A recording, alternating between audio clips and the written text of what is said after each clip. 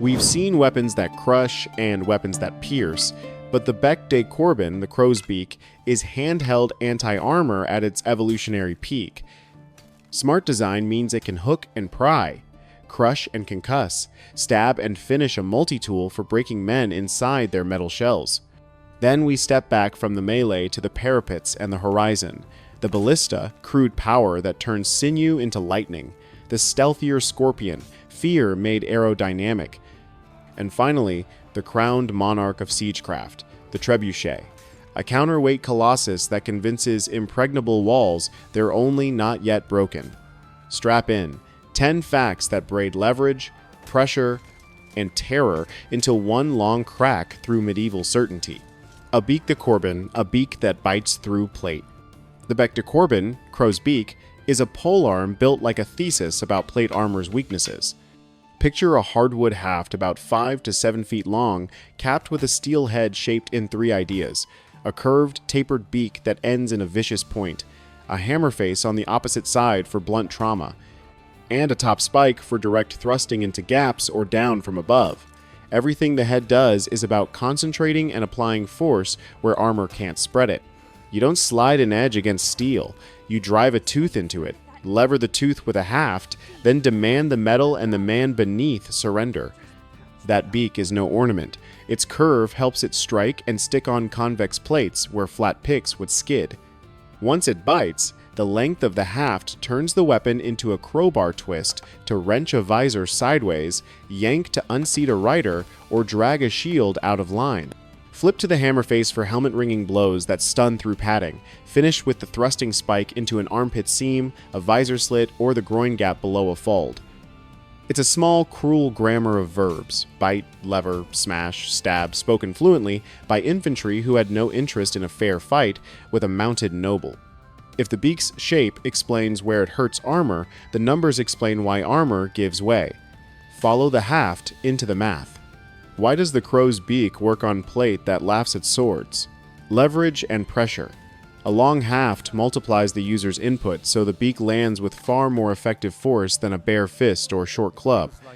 The contact area of that tapered point is tiny square millimeters at the instant of impact, so the delivered energy becomes pressure, easily exceeding 4,000 pounds per square inch at the tip under a good swing. That number swamps what typical field armor can manage before it deforms, shears, rivets, or collapses locally. Steel doesn't fail here because it's thin everywhere. It fails because you insist it carry everything at one little place all at once. Once the point deforms the plate, the rest of the story is biology.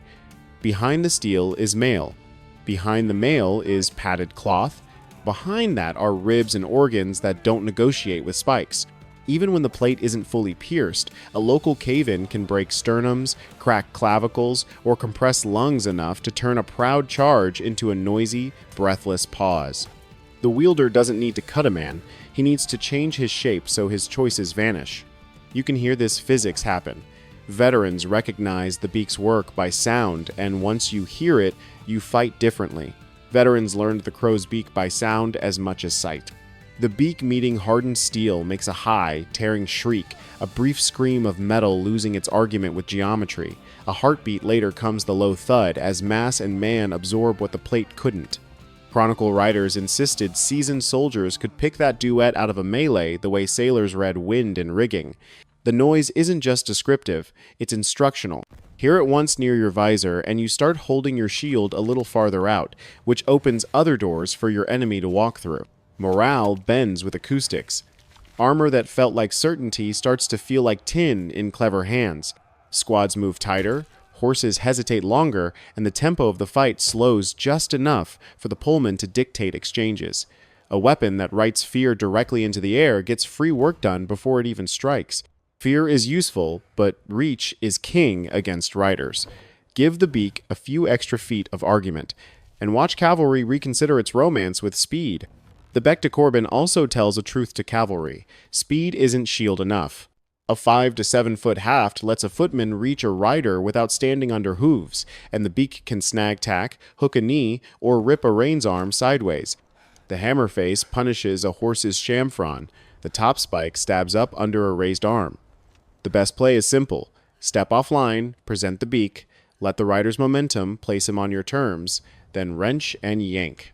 Once a knight folds toward ground level, armor becomes a slow wardrobe, the poleman's friends arrive, and the plate becomes a puzzle with too many wrong answers.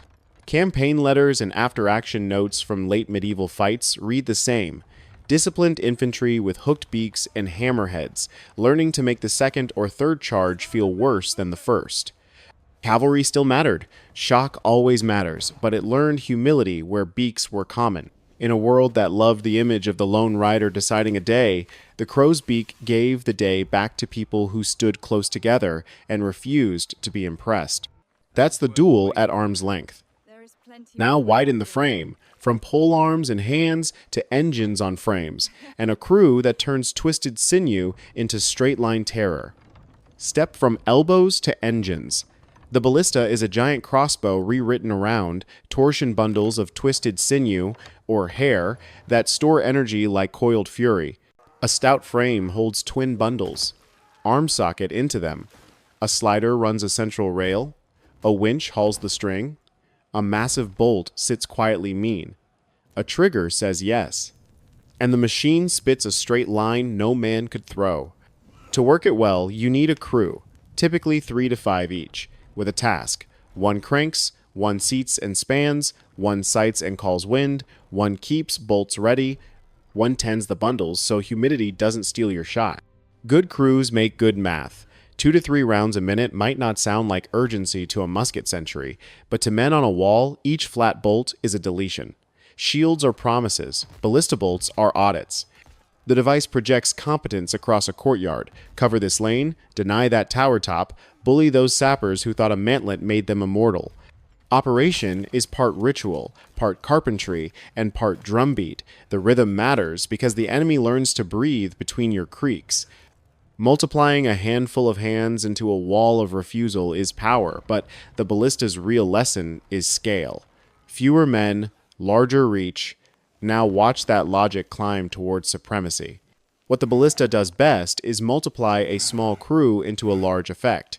3 men can control an avenue of approach 100 yards wide, sculpting a battlefield with lines no one wants to cross. It's an early lesson in projected power. The machine doesn't care how brave you are. It cares whether your body will remain in the channel it governs.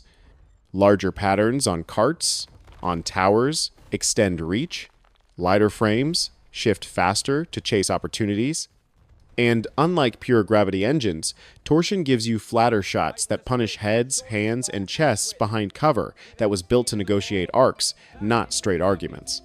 Even as handheld firearms arrive, big bolt throwers linger where logistics are thin and powder is dear. Timber and muscle are always in stock. When documents in the early gunpowder era still list ballistae beside bombards, that isn't nostalgia, it's tools overlapping at the seam of 2 ages. If the ballista sketches straight lines through crowds, the next engine writes names at distance. Meet the precise, unnerving cousin that chooses individuals. Enter the Scorpion, a lighter torsion thrower reborn during the Crusade's trimmer limbs, tauter bundles, slimmer darts. Its loyalty is to speed and accuracy, not mass and spectacle. A well-built Scorpion can send a yard-long dart fast enough to punch a shield, split mail, and reach for organs at ranges that make commanders feel personally addressed 400 yards and beyond in ideal hand. If the ballista rearranges formations, the Scorpion chooses people. Accuracy kills more than men. It kills nerve. Standards falter when their bearers fear reaching the top of a stair. Officers learn a new discipline about showing their plumes. Engineers take ladders slower, peeking shallowly, because they've heard the stories about darts arriving before the gasp does. The Scorpion's gift is the sensation of being targeted by intelligence rather than merely threatened by violence. Once soldiers believe they are being picked, time itself becomes a weapon. Let's see how fear fills the seconds between shots. Chroniclers gave it a name: the waiting death. Once soldiers believe an invisible line can pick them specifically, time becomes a hazard. Every lull swells with maybe every necessary exposure, lifting a visor, ducking to a loophole, dashing between merlons, feels like rolling dice you can't see. Skilled crews exploit that by varying rhythm, hiding the reload behind ordinary camp clatter, and releasing when wind and shadow do their kindest work. The result is paralysis in pockets. Defenders who should be pouring oil pour second thoughts instead. Countermeasures multiply mantlets on wheels, hanging hides to blur silhouettes, decoy helmets bobbing on poles, but none of them remove the idea that somewhere out there a calm man is building an equation with your name in it. Siege is always a patience contest. The Scorpion tilts it by making waiting itself harmful. Now, trade precision fear for king-size physics. When you hear timbers groan and a city hold its breath, you're in the court of the queen. And then there is the trebuchet, undisputed queen of pre-gunpowder artillery. No sinew, no springs, just a counterweight heavy enough, 7,000 pounds and more in grand machines, to turn height into speed with contemptuous grace. A long arm pivots on a robust axle. A sling at its tip lengthens the arc. A trigger trips. The weight drops. The arm whips. The sling releases. A stone the size of a man arcs like an argument you can't interrupt. Range in the hundreds of meters. Impact measured in broken walls, not bruised egos. What makes the trebuchet royal isn't only power, it's control.